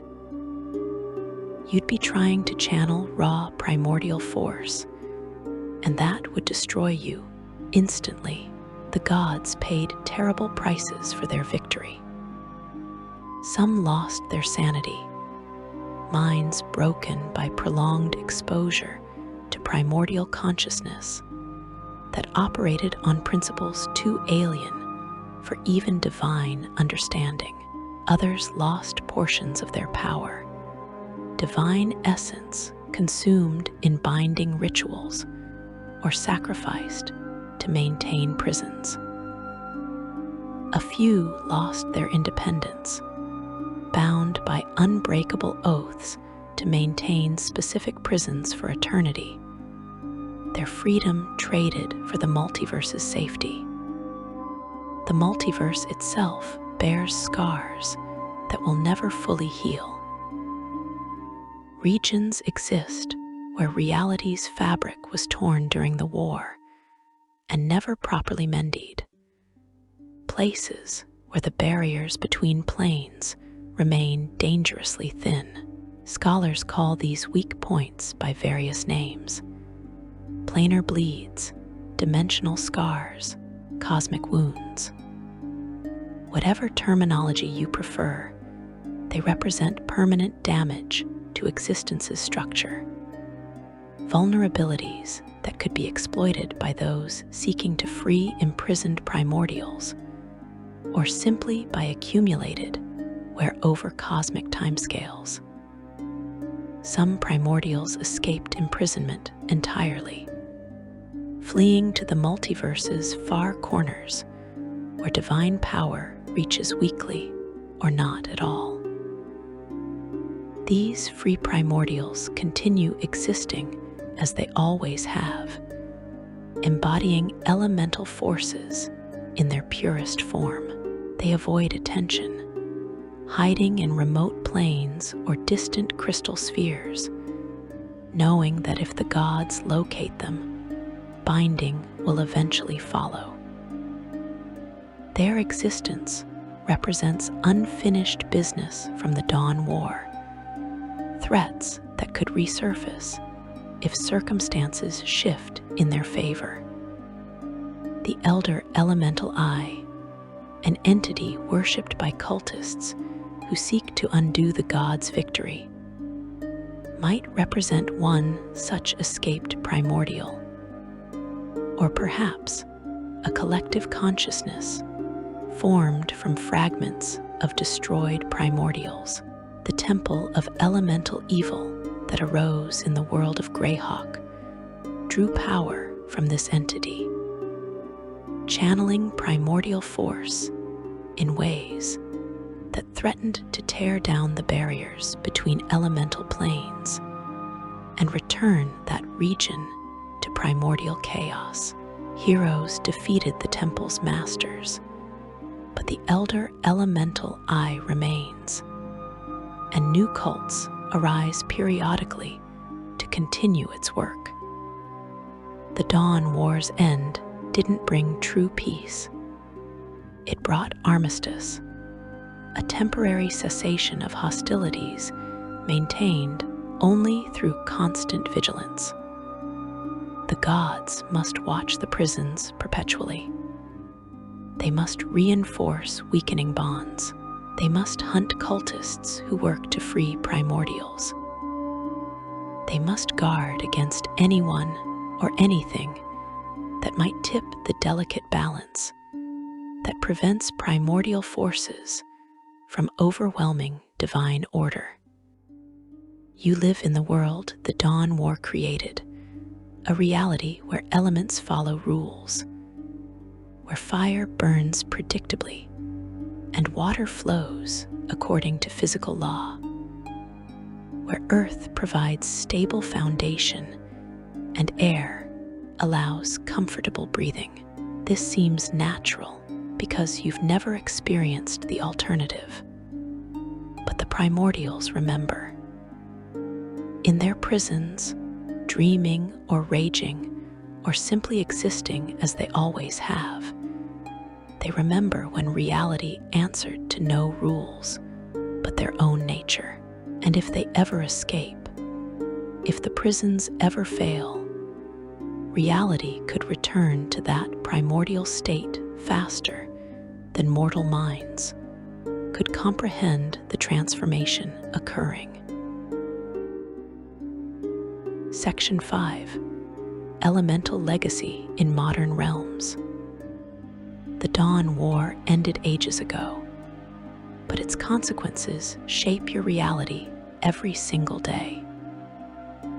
You live in a world built on primordial foundations, filtered through divine prisons, maintained by cosmic infrastructure that most mortals never consider. Every flame you light draws on imprisoned fire.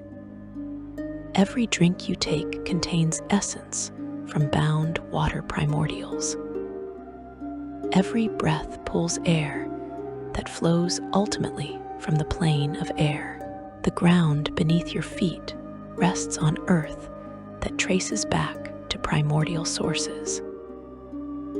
You exist because the gods won, and primordial forces remain contained enough to allow mortal life. But containment isn't elimination. The primordials still exist, still exert influence, still touch your world in ways both obvious and subtle. Their legacy manifests through cults that worship them, through magic that channels their power, through creatures descended from their essence, through locations where their influence bleeds through planar barriers.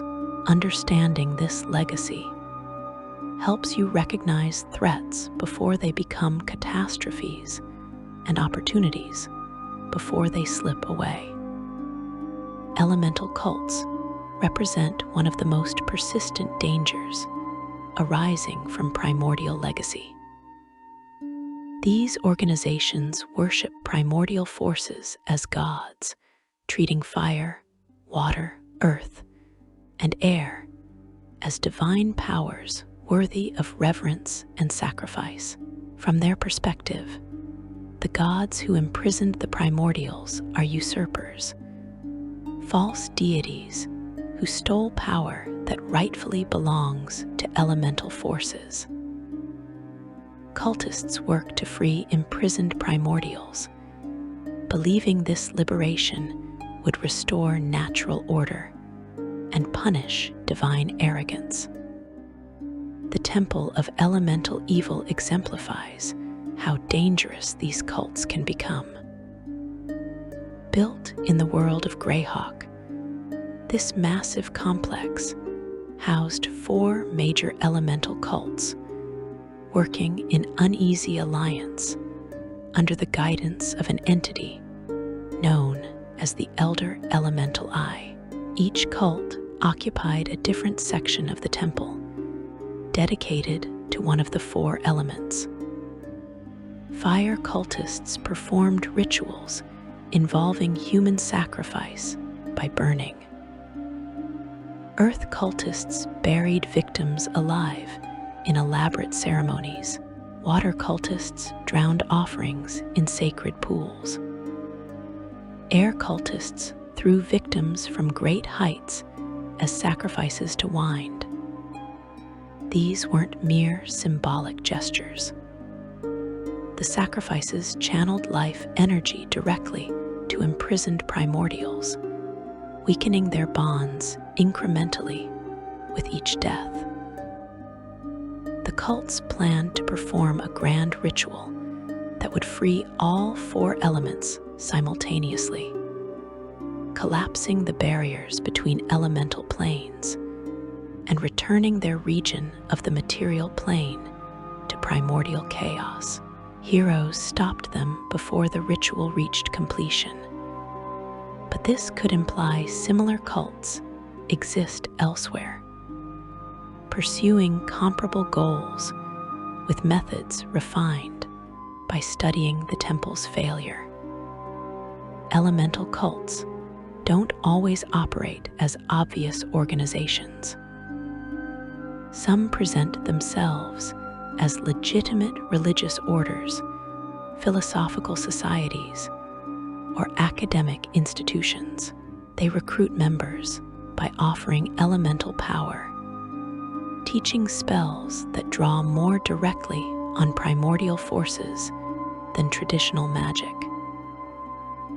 These teachings work, which makes the cults dangerously attractive to ambitious spellcasters. A fire cult's methods might grant access to flames that burn hotter than normal magical fire. A water cult could teach rituals that control currents no druid could command. But these enhanced powers come with hidden costs. Based on what recovered cult documents reveal, prolonged use of primordial-touched magic gradually transforms the caster. Fire cultists develop resistance to heat, but become increasingly aggressive, thinking in terms of consumption and destruction. Water cultists gain abilities to breathe underwater, but lose emotional stability, their moods flowing and changing like tides. Earth cultists become incredibly patient and resilient, but also stubborn to the point of irrationality, unable to adapt when circumstances demand flexibility. Air cultists achieve enhanced speed and reflexes, but develop attention spans that scatter like wind, unable to maintain focus. These transformations aren't random side effects. They represent primordial influence bleeding through the magic's conduit, slowly converting the caster into something more elemental and less mortal. Advanced cultists sometimes transform completely, becoming elemental creatures that retain fragments of their original personality, but serve primordial will rather than their own desires. This fate doesn't deter cult recruitment, because most members don't learn the truth until transformation has progressed too far to reverse. Spellcraft across all traditions draws ultimately on primordial power, whether practitioners acknowledge this or not. When you study evocation magic, when you learn to shape fire and ice and lightning, you're learning to channel forces that existed before the gods themselves.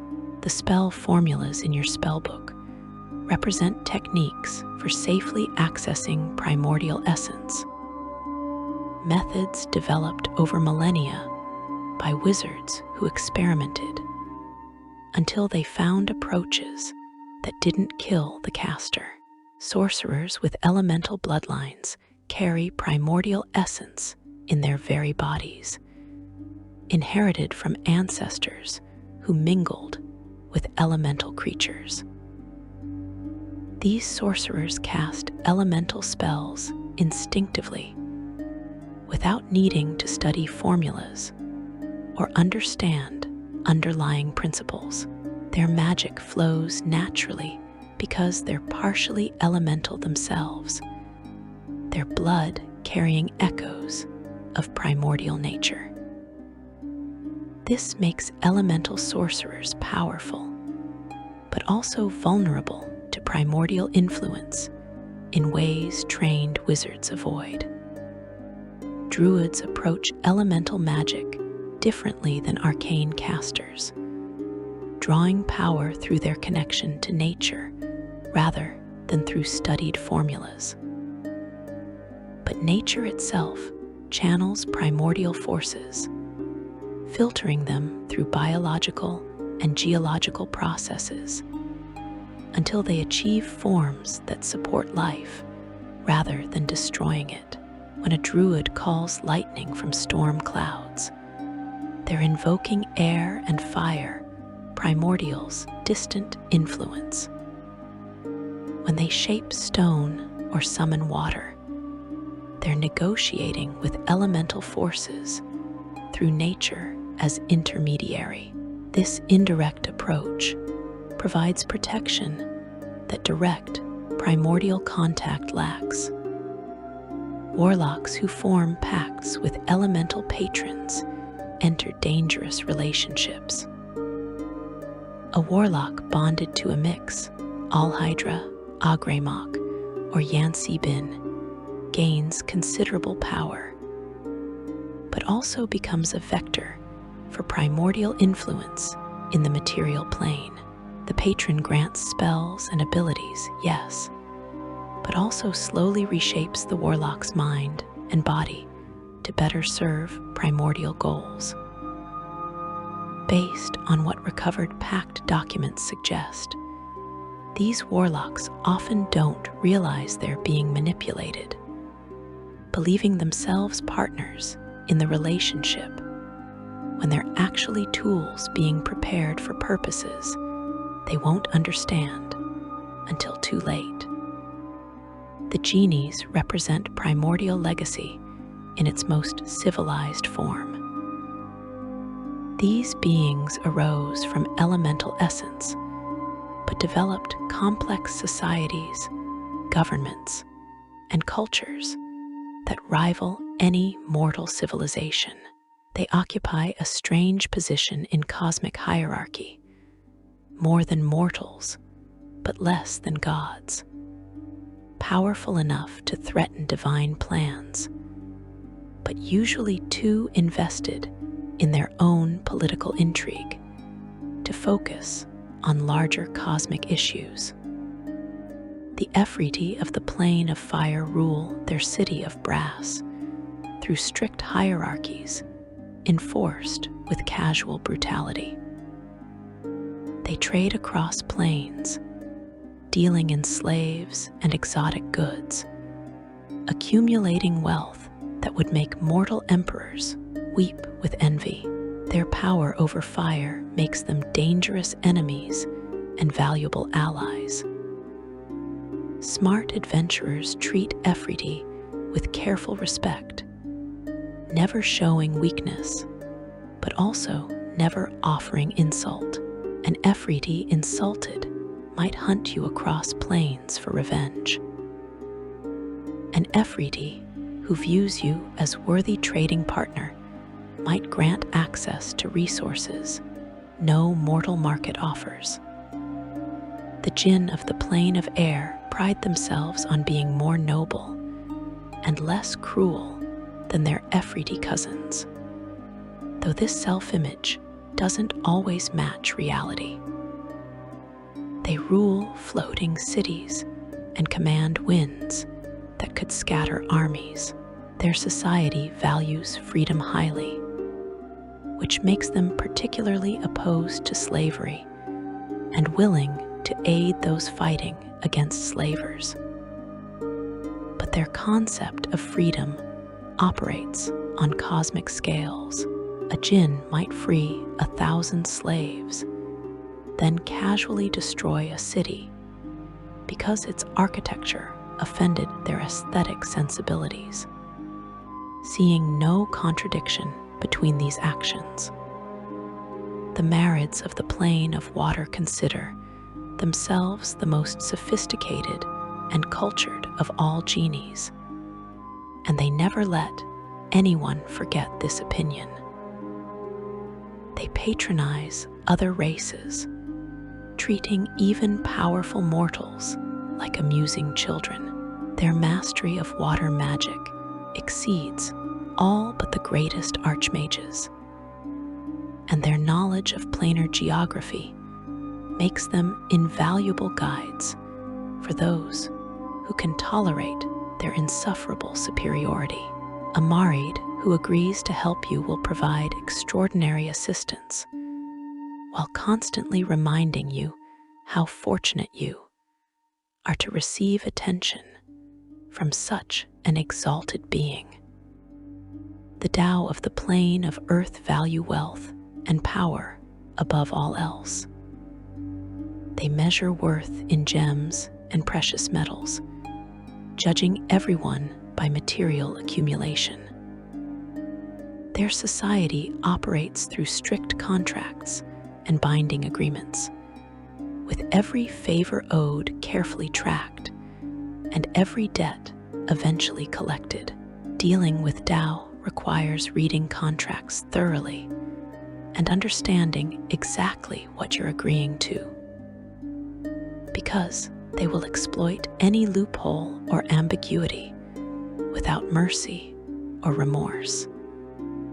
All 4 genie races trace descent from primordial essence, and they retain connections to those ancient forces. This gives them advantages, but also vulnerabilities. Magic that specifically targets elemental creatures affects genies despite their power and sophistication. Binding spells that wouldn't work on mortal nobles can imprison genies if cast correctly. Some scholars theorize that if the Primordials ever escaped, they could command genies directly, overriding the genie's free will through the elemental essence all share. The genies deny this possibility vehemently, but their very vehemence suggests the fear might have foundation. Dungeons and wildernesses across your world show signs of primordial influence. Caves where unnatural heat radiates from walls mark locations where the plane of fire's influence bleeds through. Underground rivers that flow upward against gravity reveal connections to the plane of water. Caverns where stone shifts and reforms impossibly indicate proximity to the plane of earth. Mountain peaks where wind never stops howling suggest the plane of air lies close, beyond reality's veil. These elementally touched locations attract appropriate creatures. Fire-influenced dungeons become lairs for salamanders, fire elementals, and cultists worshipping flame. Water-influenced areas draw water weirds, water elementals, and aquatic monsters that shouldn't survive far from oceans.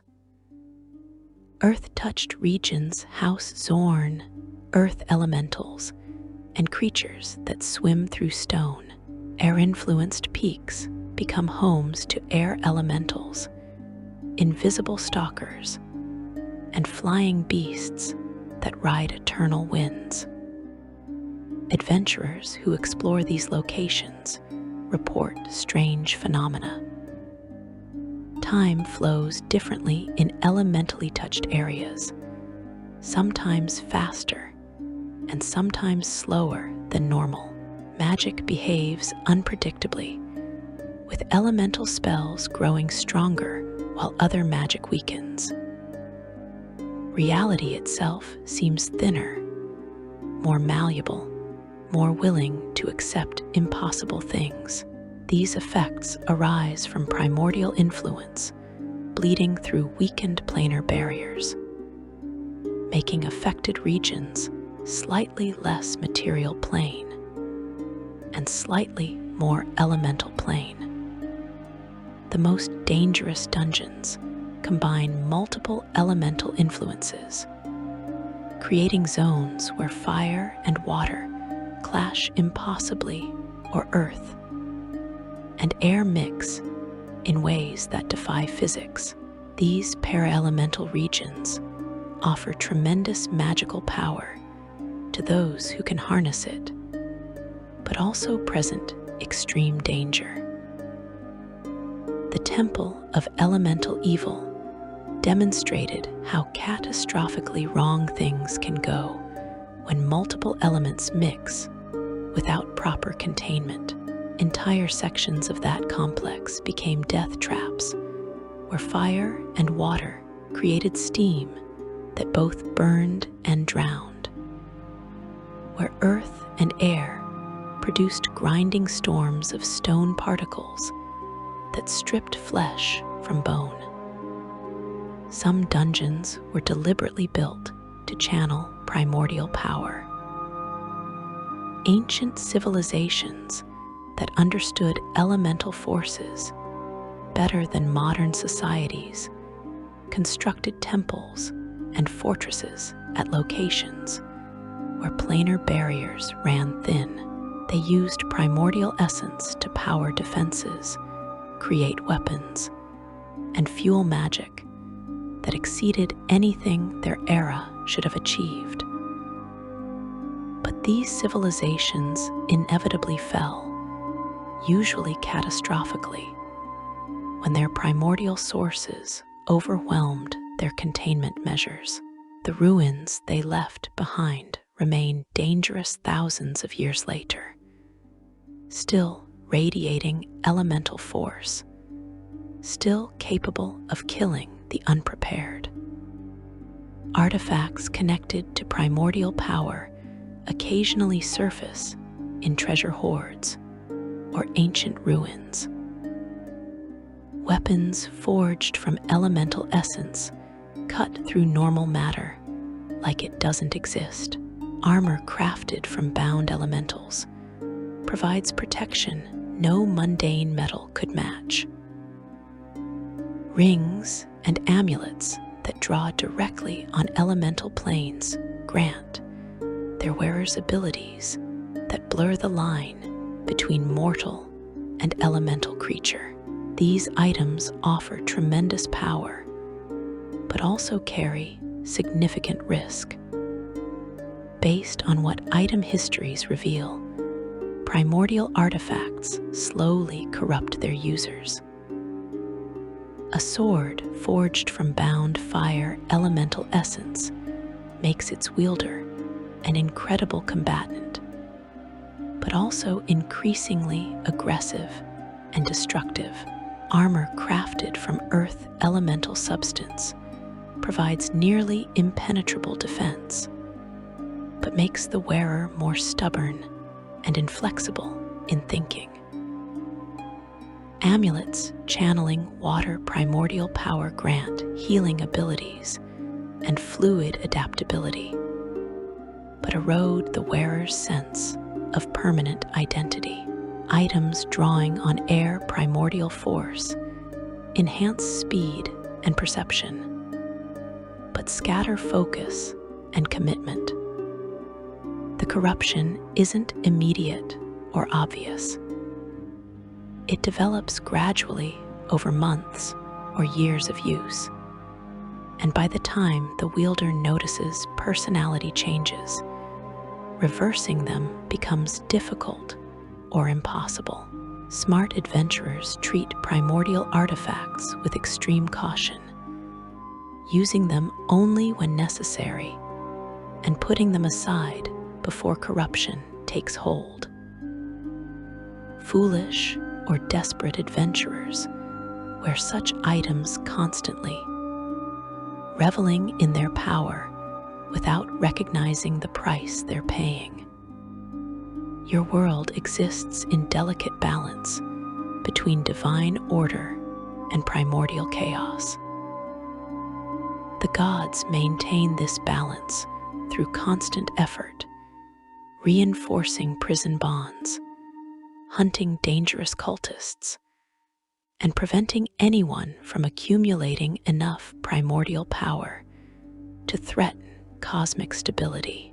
But the gods cannot be everywhere simultaneously. They need mortal agents, heroes willing to face elemental threats, adventurers capable of stopping cults before their rituals reach completion. This might be your calling. When you encounter fire that burns impossibly hot, when you find water flowing against gravity, when you see earth moving without cause, when you feel wind with intelligence behind its gusts, you're witnessing primordial influence. These aren't mere environmental hazards. They're warnings that something has weakened the barriers between planes, that primordial essence is leaking into your world, that left unchecked, these small breaches could expand into catastrophic failures. The knowledge you've gained here, understanding of primordial nature and history prepares you to recognize these threats and respond appropriately. You know now that elemental cults aren't merely dangerous criminals, but agents of cosmic catastrophe. You understand that primordial artifacts offer power at prices that might not be worth paying. You recognize that elementally touched locations require careful approach and thorough investigation rather than casual exploration. The primordials shaped your world before the gods imposed order. They remain imprisoned but not destroyed, contained but not powerless, bound but not forgotten.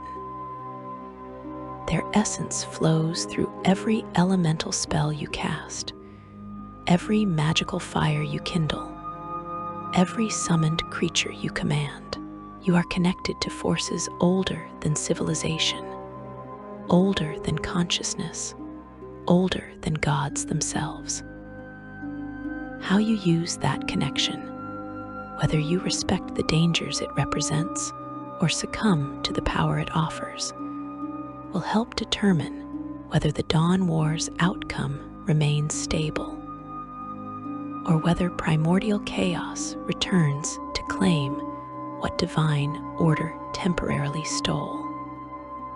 The story of primordials and gods, of elemental planes and cosmic prisons, of the Dawn War and its ongoing consequences, continues through every action you take and every choice you make.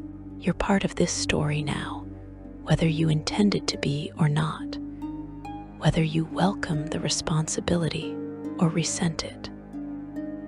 The primordials dream in their prisons, and sometimes those dreams touch mortal minds, offering power and promising freedom. The gods watch from their divine realms, hoping their mortal creations will prove wise enough to resist primordial temptation and strong enough to defend the ordered reality divine sacrifice purchased. Walk carefully through elementally touched places. Question anyone offering power that seems too easy to obtain. Remember that fire burns, water drowns, earth crushes, and air suffocates. But only when freed from the bonds divine wisdom established. The multiverse depends on those bonds holding. It depends on heroes recognizing threats and responding with courage, tempered by understanding. Thank you for joining me on this journey through primordial history and elemental mystery. If you found value in these explorations of forces that shaped existence before gods dreamed of creation, please consider liking this video and subscribing to the channel. There are always more stories to tell, more mysteries to unravel, more forgotten truths waiting in shadows that predate light itself. Until next time, may your spells draw safely on primordial power. May your steps avoid elemental hazards, and may you always remember that the oldest forces in existence remain closer than comfortable, waiting patiently behind barriers that time slowly erodes.